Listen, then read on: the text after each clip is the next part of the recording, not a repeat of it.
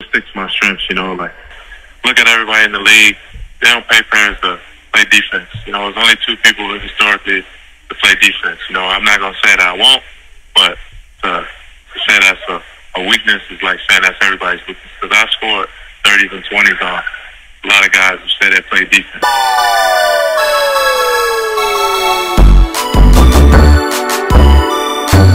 You are now getting the Warrior perspective.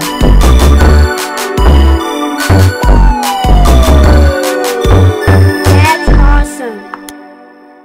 Greetings, it's your boy, Royal Perspective. Today, we will discuss the hometown kid itself, Jabari Parker. Before we delve into this video, can you guys do me a huge favor? Can you guys hit the like button and subscribe to this channel? We're trying to reach 100 subscribers, and considering the fact there's only 3 days left in this month, your like and your subscription will be much warranted and also much needed. It costs you absolutely nothing. And remember, it is better to give than to receive. The Chicago Bulls have been decimated with injuries.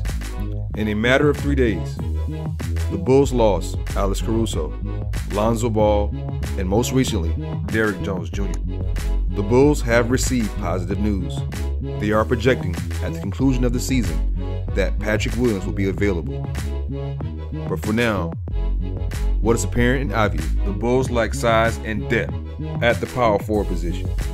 Today, I'm here to discuss a possible acquisition that can help improve the Bulls' chances at being formidable contenders during the playoffs. I believe the person that can help fill this role is Jabari Parker. Before we actually delve into Jabari Parker, I believe in dynamic offenses.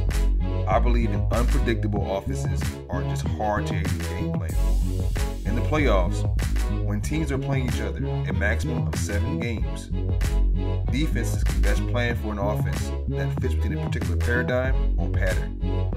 I believe that Jabari Parker offers the Bulls flexibility in a limited capacity. Now I must say this again, ultimate word, limited capacity. Jabari was recently waived by the Boston Celtics on January 7th. The team cited roster flexibility and not necessarily Jabari's level of play. Now during this season, Jabari appeared in only 12 games. In a limited action, 9.3 minutes per game, Jabari averages 4.4 points, 2.3 rebounds, half assists, a third of steal, and a tenth of a block. I know, those numbers are not impressive or gaudy at all. But let me explain.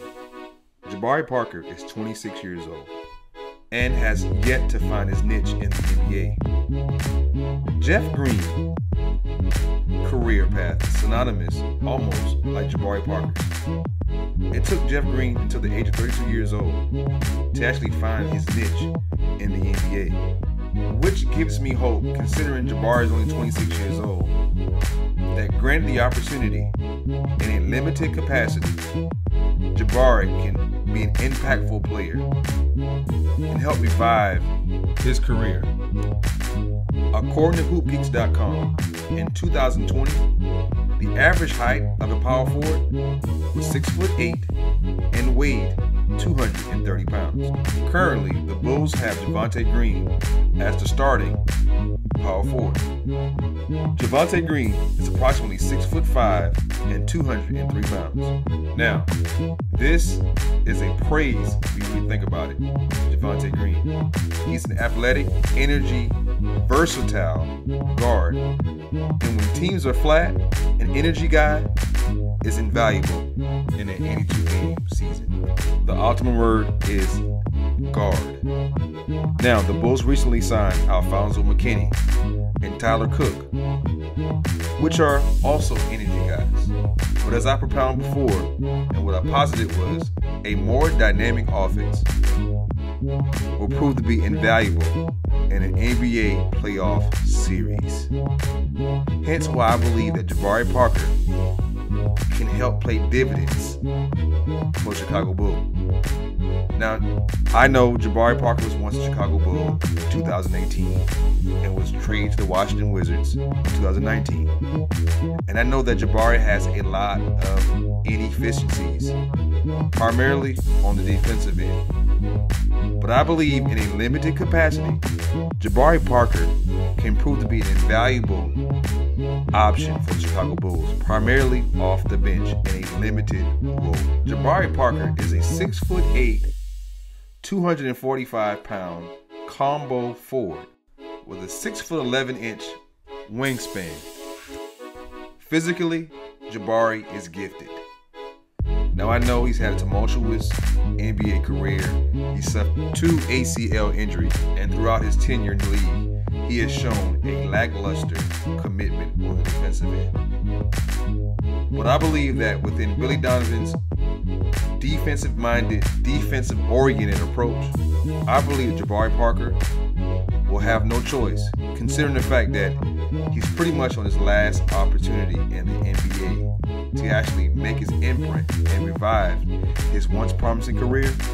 I believe Jabari Parker can prove to be an invaluable acquisition in his second stint with the Chicago Bulls. Why I believe this acquisition can prove to pay dividends: Jabari Parker was on a $1.7 million non-guaranteed contract with the Boston Celtics. For those reasons, I believe, first of all, from a financial perspective, it's almost no risk at all. And also considering the fact that a lot of NBA players are receiving their opportunity via 10-day contracts, I would first approach Jabari with that same capacity. A 10-day contract. If he proves to be committed on the defensive end, sign him for the rest of the season. Now, here's my next point. Jabari is offensively gifted. He offers the Bulls a bigger body, not to mention a much needed bigger body. I stretch big. Jabari Parker this year alone shot 47% from the field and 50% from the three. He is a more than capable creative scorer and shot creator. Not to mention, he can also create for others. Furthermore, Jabari does not compromise our two dynamic scorers in Zach LaVine and DeMar DeRozan. I believe that if Jabari is committed to being a more impactful player on the defensive end, coupled with his offensive talents, the hometown kid, Chicagoan, Jabari Parker can prove to be a low-risk, high-reward acquisition for the Chicago Bulls. I believe at only just 26 years old, Jabari Parker can still make his impact in the league. And the Chicago Bulls is just his opportunity. If you enjoy my content, this is your boy Royal Perspective. Please hit the like button, subscribe, share. You guys have a blessed, prosperous weekend.